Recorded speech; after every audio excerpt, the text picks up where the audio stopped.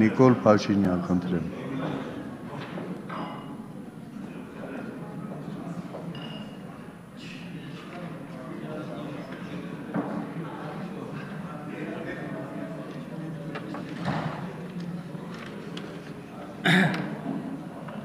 Տիկնակ և պարոնայք, 2016 թվականի բյուջեի նախագծի կապակցությամբ երկու լուր ունեմ, մեկը վատ, մեկը լավ։ Վատ նույնն այն է, որ նախորդ տարվա համեմատությամբ բյուջեի եկամուտները շուրջ 8 միլիարդ դրամով պակասել են, այսինքն կենսաթոշակները, նպաստները, բյուջետային հիմնարկների աշխատողների աշխատավարձերը չեն ավելանա։ Լավ լուրն այն է, որ պետական կառավարման մարմինների ծառայողական մեքենաների թիվը նախորդ տարվա համեմատ ավելացել է 83 հատով և մյուս տարի հասնելու է 1072-ի։ Հիմա շատ է ծառայողական ավտոմեքենաների այս թիվը 2.8 միլիարդ դոլարանոց բյուջե ունեցող Հայաստանի համար, թե քիչ։ Նոյեմբերի 4-ին հայկական ժամանակ օրաթերթում մի հրապարակում լույս տեսավ, որում կար պնդում, որ 5 ու 6 բնակչություն և շուրջ 120 միլիարդ դոլարանոց բյուջե ունեցող Դանիայում ամբողջ պետական համակարգում կա ընդամենը 23 ծառայողական ավտոմեքենա։ Այս թվերը հարցոպատասխանի ժամանակ չհերքեցին ոչ կառավարության, ոչ կենտրոնական բանկի անդամները, բայց և այդպես ես նախորդ շաբաթ հարցում ուղարկեցի Դանիայի խորհրդարան և փորձեցի պաշտոնապես պարզել, թե օրինակ Դանիայի խորհրդարանում քանի ծառայողական ավտոմեքենա կա։ Դանիայի խորհրդարանից մի պարտաճանաչ պաշտոնյա Ռիկե Տուբորգ ազգանունով պաշտոնապես պատասխան ուղարկեց, թե ուշադիր եղեք։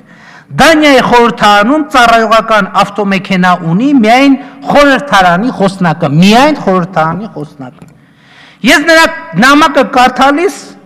աչքերիս չեմ հավատում։ Նորից եմ նամակ գրում, ասում եմ, այ հարգելի Ռիկե Տուբորգ, մի հատ խնդրում եմ սթափվեք, լրջացեք մի հատ, ասում եմ, մի հատ ձեռ եք առնում։ Ոնց թե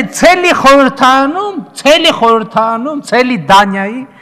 ծառայողական մեքենա ունի միայն խոսնակը։ Այս պարոն Ռիկե Տուբորգը մնաց անհողտողտի դիրքերի վրա և միջև վերջ պնդեց, որ այո, Դանիայի խորհրդարանում ծառայողական մեքենա ունի միայն խորհրդարանի խոսնակը։ Հիմա տիկնակ և պարոնայք, խնդրում եմ ուշադրություն։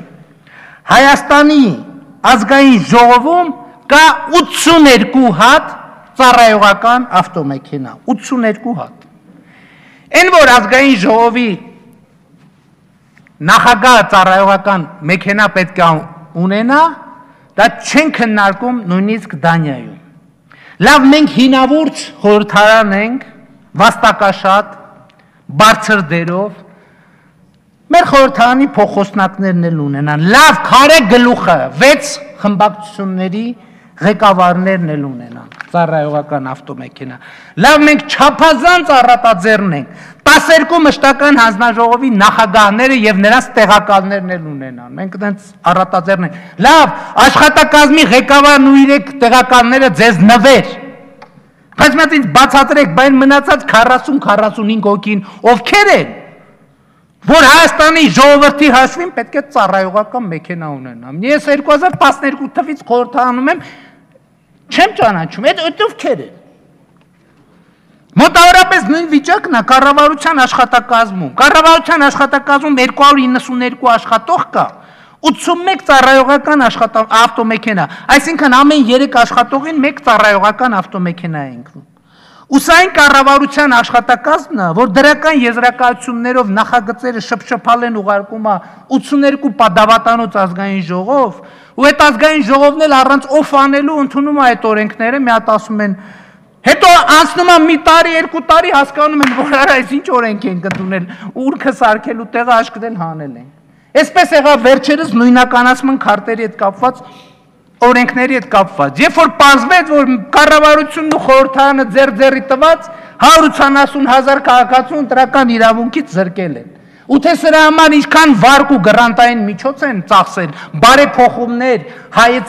կարգեր, այդ մի հատ էլ անուն ունեն, չէ, ՄԺՑՑ, միջնաժամկետ ծախսերի,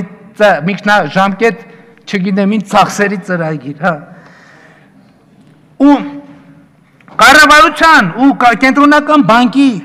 ներկայացուցիչները այս ամբիոնից ասում են, բա Դանիայի թխեք համատում, ասում են, բա Դանիայի տրանսպորտային համակարգը, բա Դանիայի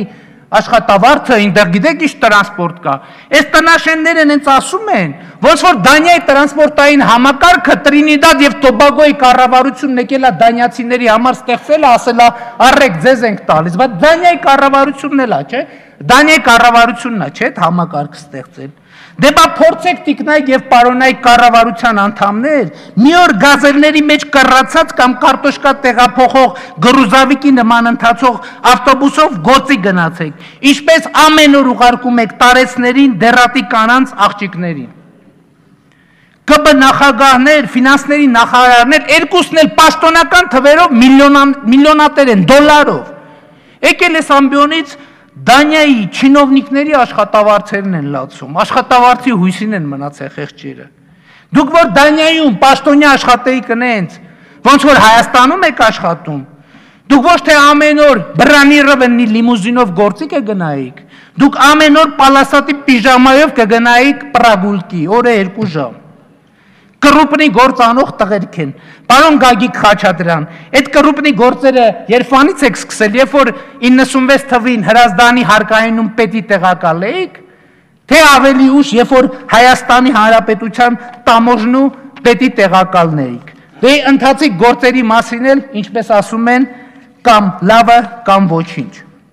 Հայաստանի բյուջեն տարեկան 1 միլիարդ 300 միլիոն դրամ է ծախսում միայն այս 1700 ծառայողական ավտոմեքենաների բենզինի եւ սպասարկման համար։ Տարեկան 1 միլիարդ 300 միլիոն։ Իսկ սահմանամերձ համայնքներին աջակցություն պետական ծրագրով այդ համայնքներին տարեկան հատկացնում ենք 928 միլիոն դրամ, այսինքն պատավատների փողից 400 միլիոն դրամով պակաս։ Կառավարությունը 4 տարի է խոստացել է Հայաստանի առաջին դասարանցիներին անվճար համագարկիչներ է բաժանելու։ 2016 թվականի բյուջեում դրա համար մի կոպեկ նախատեսված չի, չնայած կրթության եւ գիտության նախարար Արմեն Աշոտյանը դեռ 2 տարի առաջ ասել է, որ Հայաստանի յուրաքանչյուր առաջին դասարանցի 2016 թվականի սեպտեմբերի 1-ից կստանա անվճար համակարգիչ։ Մի կոպեկ նախատեսված չի։ Հիմա եւս մի կարևոր հանգամանք։ Այս բյուջեում գրած ծառայողական ավտոմեքենաների թիվը չմտածեք, թե իրական թիվն է։ Ուրեմն այս 1072-ի մեջ չեն մտնում ախրանայի մեքենաները, չեն մտնում պաշտպանության նախարարության, ոստիկանության, մաքսային ծառայության, դատական ակտերի հարկադիր կատարման, հարկային ծառայության, կենտրոնական բանկի, Երևանի քաղաքապետարանի, մյուս քաղաքապետարանների պաշտոնյաների ու գյուղապետարանների պաշտոնյաների ավտոմեքենաների թիվը։ Այսինքն 1072-ը առանց այս իմ թվարկածների։ Եթե այս թիվն էլ գումարենք, կարող է պարզվի, որ մենք Հայաստանում ծառայողական ավտոմեքենաների թվով գերազանցում ենք ոչ միայն Դանիային, Մեծ Բրիտանիային, այլև նույնիսկ Չինաստանին, Ռուսաստանին, Հնդկաստանին ու Միացյալ Նահանգներին։ Ու մինչ սահմանադրական փոփոխությունների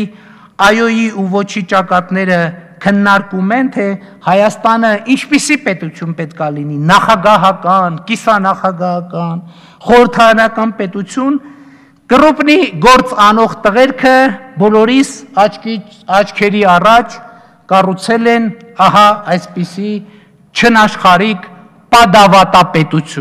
պատավատապետություն։ Ահա սա է մեր այսօրվա պետական կարգի իրական անվանումը։ Շնորհակալություն ուշադրության համար։